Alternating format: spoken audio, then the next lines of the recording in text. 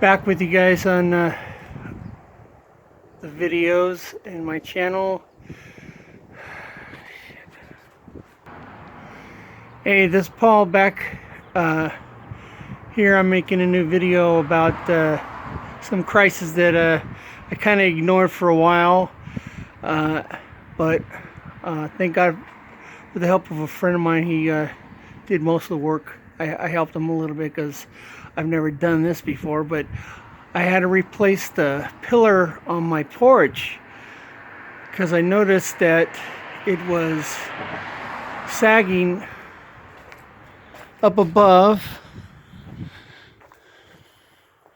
The top of the corner of the roof was sagging down, but now, as you could tell, it's pretty straight as it was going to be.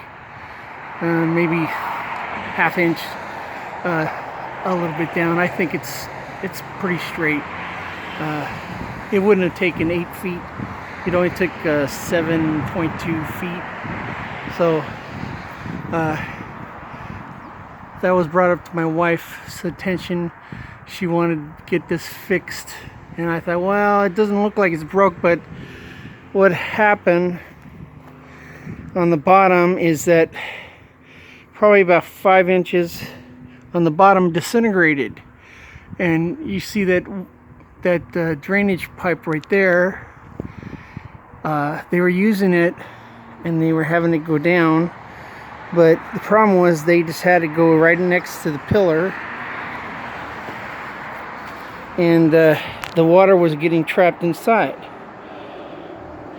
and the whole bottom part where the metal pins are, it disintegrated. And this was over probably since it was built in '77. The water kept going down, and ever since they put the rain gutter there, the water was just dripping right here. They were supposed to have the thing extend, but when they put these bottom pieces of wood, like on that one, to just surround the pin as a decoration, because you had to hide that, they forgot that they needed to put the piping up higher, so they didn't, and it just totally disintegrated the pipe, or the pillar on the bottom. So we had to replace it, and I got this pressure treated one at Home Depot for like 30 bucks, which saved a hell of a lot of money. If this thing would have came down, it would have cost thousands, and I was lucky I dodged a bullet on that today, and was able to get this problem in the house fixed. As you all know, I'm working on my kitchen cabinets right now, but yeah, if you guys are ever having to repair your pillar on your porch, that's pretty much what you have to do, and you have to make sure that it's going to fit exactly right.